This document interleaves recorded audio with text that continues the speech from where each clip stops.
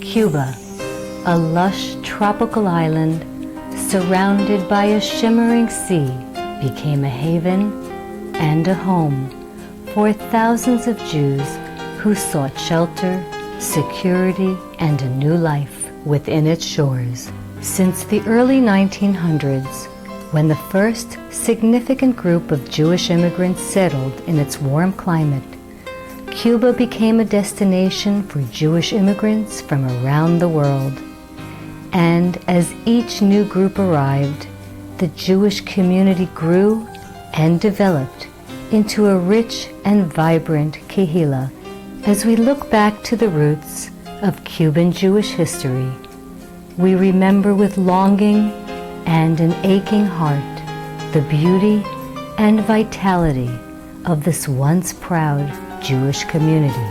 Before we begin our historical journey, it is important to realize that what was once became again in another warm and sunny land, and the Cuban Hebrew congregation, fondly referred to as El Círculo, represents the dreams, aspirations, and accomplishments of Cuban Jews who arrived in Miami almost 5 decades ago. It is with pride and respect that we honor and remember those who worked with such devotion to rebuild the Cuban Jewish community in Miami. And it is with great hope and promise that we look to the future as another generation takes on the pledge to continue to cultivate and develop our unique and beautiful Jewish communal life here in America. Jewish immigration to Cuba came essentially in 3 distinct waves. While there is historical reference to some Jews, conversos, arriving with Christopher Columbus in 1492, the first substantive group of Jews to settle in Cuba were Americans, who came after the Spanish-American War and Cuba's independence in 1902. This first group, many of whom were veteran soldiers and supporters of José Martí, came as entrepreneurs to help develop the infrastructure of the new country. They also built the first synagogue, the United Hebrew Congregation in Havana, and the first Jewish cemetery in Guanabacoa.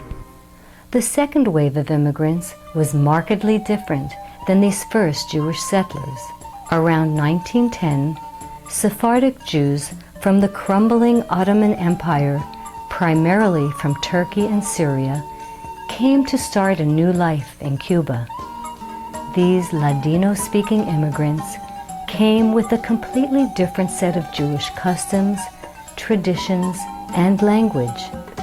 By 1914, they too had established their own communal organization and congregation called Union Hebrea Shevet Achim.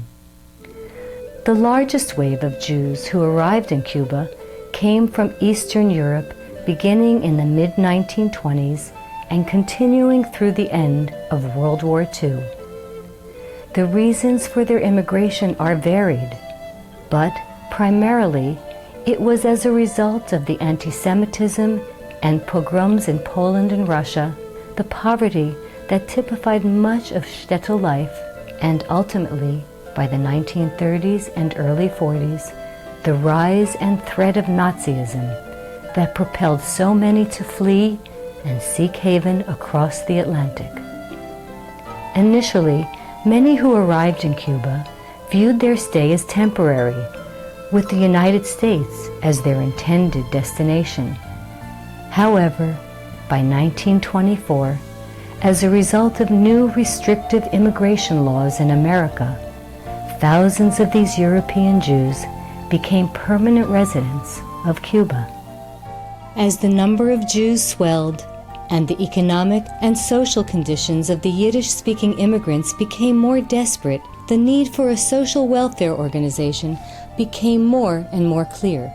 In 1925, the Centro Israelita was established and served as the main address of the Ashkenazic Jewish community, offering a wide range of social, educational, and welfare services. Over the next 3 decades, between the 1930s through the 1950s, the Jewish community grew and flourished as the families of former peddlers and factory workers became economically and socially successful. Schools, synagogues, and welfare societies, such as Frauenverein and the Buena Voluntad, were established to meet the needs of both the Sephardic and Ashkenazic communities. And, in addition to a wide variety of schools and cultural associations, Zionist organizations proliferated, including youth groups and women's leagues in support of the Jews of Palestine and then of the State of Israel. The myriad institutions during those years reflect the mix of religious, secular, Zionist, socialist, and cultural philosophies of the Jewish community in Cuba. From the late 1940s through 1959, Jewish life flourished with post-war prosperity. An indication of the community's success was the construction and dedication of the beautiful Patronato de la Casa de la Comunidad Hebrea de Cuba in 1953. It became the central voice for the Jewish community and the locus of the community's social, educational, and religious activities. The Patronato, with its unique arch design symbolizing a hope for the future, assumed the position of communal leadership for both Sephardim and Ashkenazim when an assembly of delegates from all of the Jewish organizations in Cuba was elected to represent the overall community.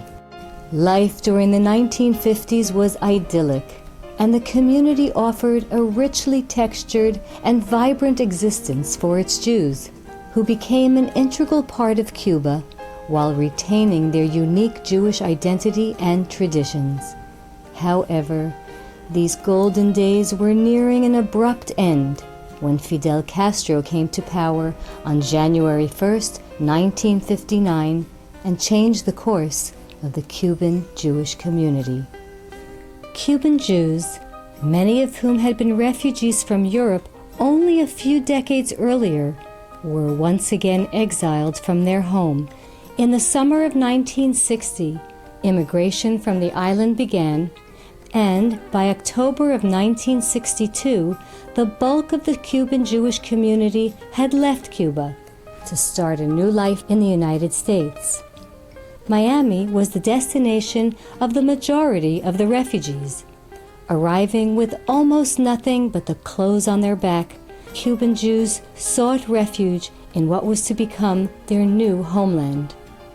Their welcome by the local Jewish community, however, was lukewarm at best. The reasons for this vary from misconceptions about the financial status of the new arrivals and the role of federal assistance programs to a general anti-Latin, anti-foreigner sentiment within the established Jewish community. An exception to this was the warm welcome extended to the new immigrants by Rabbi Meir Abramowitz of Temple Menorah. Having had extensive experience dealing with refugees in Europe during and after World War II, Rabbi Abramowitz was extremely sensitive to the needs of these new refugees. He opened his synagogue and its Hebrew school to the new immigrants, offering them free membership and tuition so that they and their children would have a place within the Jewish community that they could call home.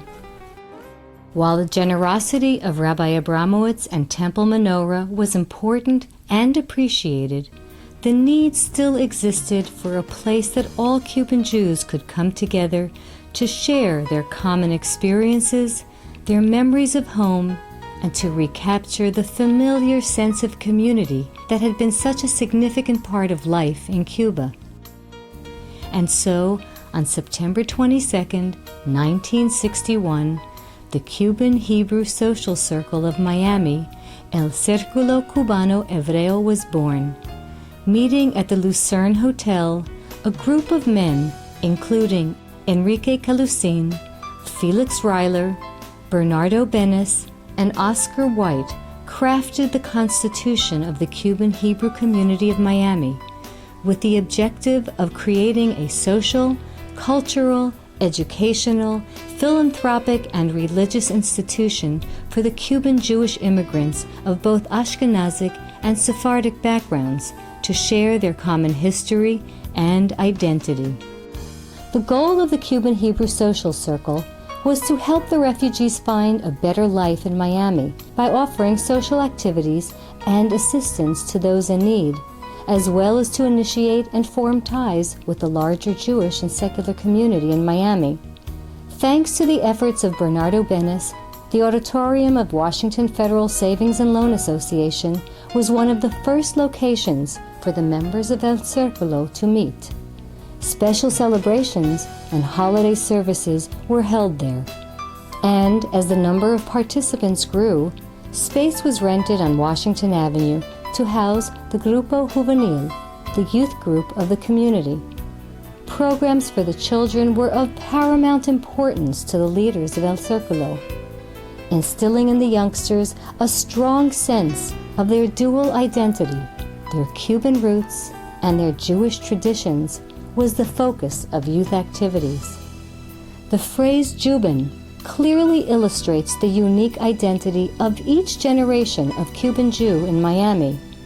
The connection to and memories of pre-1959 Cuba, along with a recognition of one's distinct Jewishness, merged and evolved into a unique perspective. Cuban applied to both the adult generation as well as to the children, many of whom were either very young when they arrived or were born after their parents' resettlement in Miami. The leaders of El Círculo wanted to ensure that the younger generation would maintain their connections to the institution, to their traditions, and to each other. In addition to activities for the youngsters, women played a major role in the life of the Cuban Hebrew Social Circle. Just as women's service groups were an important aspect of life in Cuba, the Comité de Damas, the Women's Committee of El Círculo, served an important function, uniting Cuban Jews in Miami, both young and old, by planning many social and charitable activities. Within just a few short years, El Círculo's membership grew, and while social activities were well attended, it became clear that the religious needs of the community needed to be addressed as well. In 1964, Rabbi Dov Rosenzweig was installed as spiritual leader. Rabbi Rosenzweig, a Holocaust survivor, helped bring a new and important dimension to El Círculo's identity. Renamed the Cuban Hebrew Congregation, Rabbi Rosenzweig conducted services, advised and strengthened the youth group, and encouraged involvement in campaigns to raise funds for Israel, Federation, schools, and hospitals in the U.S. and abroad. The Cuban Jews' dedication to Israel and its successful efforts to help raise money for much-needed services was an indication of the level of El Círculo's communal development. Slowly but surely, the Cuban Hebrew Social Circle was beginning to be integrated into the larger local Jewish community, and in 1966, the Greater Miami Jewish Federation, which had initially ignored the Cubans when they first arrived, formed a Cuban division, recognizing the vitality and abilities of the newest residents of the Miami Jewish community. El Círculo moved again to a larger space at 1242 Washington Avenue and continued to expand its activities. Rabbi Rosenzweig conducted daily services, and the Educational Committee, under the direction of Shalom Applebaum, opened a Sunday school, Beit Sefer Ivri Yavne, bringing formal Jewish education to many of the youngsters in the community. The Women's Committee, and later the Sisterhood, were involved in many social and charitable activities, from the annual Purim celebration Concurso de Reina Esther, the Queen Esther pageant, which raised money for local needs, as well as funds for ambulances and bloodmobiles in Israel, to hosting celebrations for national holidays and Jewish festivals. Social functions were very much at the heart of El Círculo's activities. The Casino Deportivo and Balnearios were designed to recapture much of the family-oriented, fun-filled social life in Cuba in the 1950s. During the summer months between 1969 and 1971, and again in 1986, El Círculo organized El Nuevo Casino, the new beach club at various Miami Beach hotels where adults and children could get together to swim, play games, and soak up the sun in a uniquely Cuban atmosphere. In 1975, the synagogue moved to a remodeled property on 17th Street and Michigan Avenue, which ultimately led to the most exciting development in El Círculo's early history, the construction and dedication of a new sanctuary and social hall in 1985. To build a beautiful edifice, designed by one of their own, architect Oscar Sklar, brought a tremendous sense of pride to the community of former refugees. The groundbreaking ceremony and Torah dedication were momentous occasions that filled the community with such pride and joy. In many ways, the new building, Temple Beth Shmuel, named in memory of Jack Chester's father, carried on the legacy of the Patronato by becoming the hub of Cuban Jewish life in Miami. The beautiful building, with its impressive entrance and elegant sanctuary and social hall, attracted many members. Even when Cuban Jews with Sephardic roots built their own synagogue, the Cuban Hebrew congregation maintained a dominant place in the community, attracting Cubans from all over Dade County, many holding dual memberships with other shuls in the area. Family life celebrations, holiday and Shabbat services, youth activities, social action projects, and a wide variety of social events made the Cuban Hebrew congregation a full-service communal institution. Shul picnics and tasty barbecues have brought together multiple generations of family members to spend several fun-filled hours eating, playing sports, and just relaxing in the sun. Elegant and joyous dinner dances where good friends come together to celebrate a variety of festive occasions have always been filled with music and dance, laughter and song, and of course, delicious food and beautiful decorations. These festive and fun-filled parties have been a hallmark of the synagogue's social calendar, and the importance of these social events cannot be minimized, for it is at these occasions that fellow Cubans could spend time together with warm feelings of camaraderie and solidarity. But parties and socializing are only part of the synagogue's notable development. The religious life of the synagogue went through a transformation when Rabbi Barry Konovich assumed the position of spiritual leader in 1984. As an English-speaking rabbi, he brought a more Americanized character to the services, with the goal of bringing in the younger generation to participate in the shul. The community grew in its understanding and commitment to some of the larger issues affecting the Jewish world. The plight of Soviet Jewry resonated deeply within the hearts of the Cuban Jews, and in 1987, the Cuban Hebrew congregation joined together with thousands of others to march on Washington on behalf of their fellow Jews in the Soviet Union. Their unique experiences as refugees from communist Cuba gave them a keen understanding of the issues and a strong desire to lend their support to their brothers and sisters behind the Iron Curtain. The congregation and its members had become and are now an important part of the larger Jewish community. The Cuban Hebrew congregation is well known for its participation in federation, the IDF, Israel Bonds, Hadassah, and so many other important organizations and causes, raising enormous funds to help fellow Jews both locally and around the world. Israel, in particular, holds a central place within the Cuban Jewish community. Festive Yom HaAtzmaut celebrations commemorating Israel's Independence Day indicate the community's level of commitment to the State of Israel and its people. The Shul has participated in several missions to Israel to see and learn firsthand about our Jewish homeland.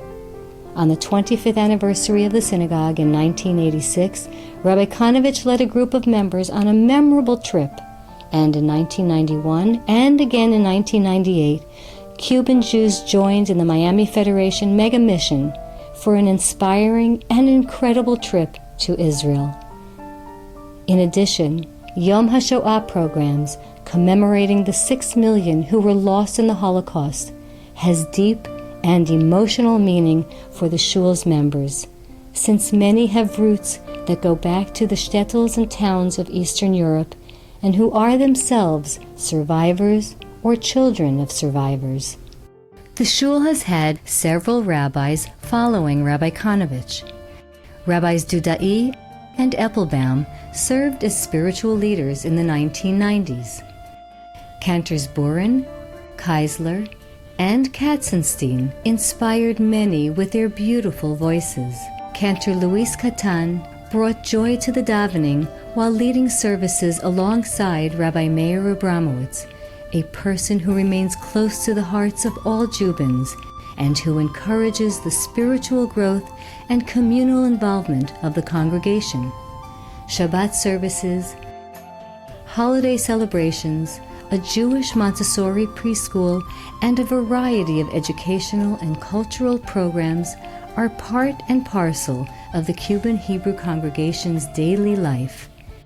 It is an institution steeped in tradition and memories, and it represents a community that continues to evolve and develop.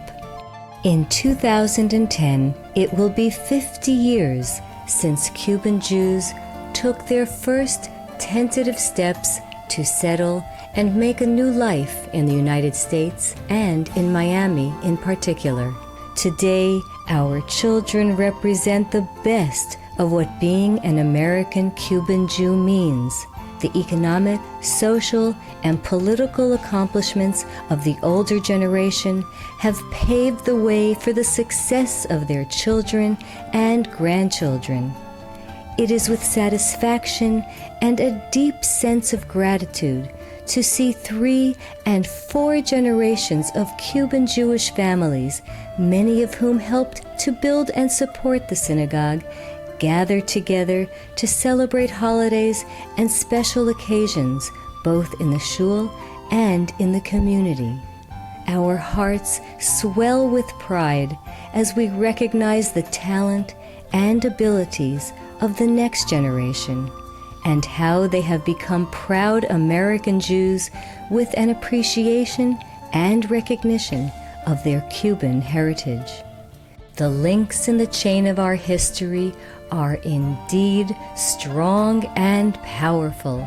The Cuban Hebrew congregation is the fulfillment of the dreams of many who came to Miami as exiles, and it represents the aspirations shared by so many for a future that will secure and advance the position of all Jews who are joined together by a common history, identity, and tradition.